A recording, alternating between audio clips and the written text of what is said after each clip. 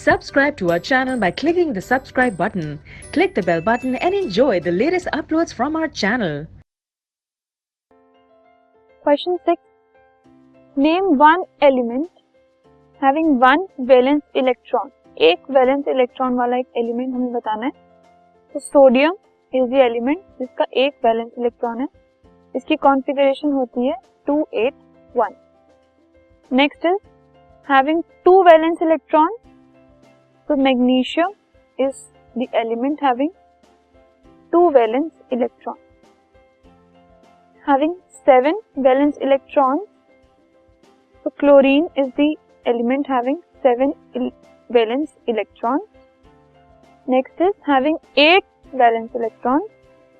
So an example is argon जिसकी configuration होती है 281.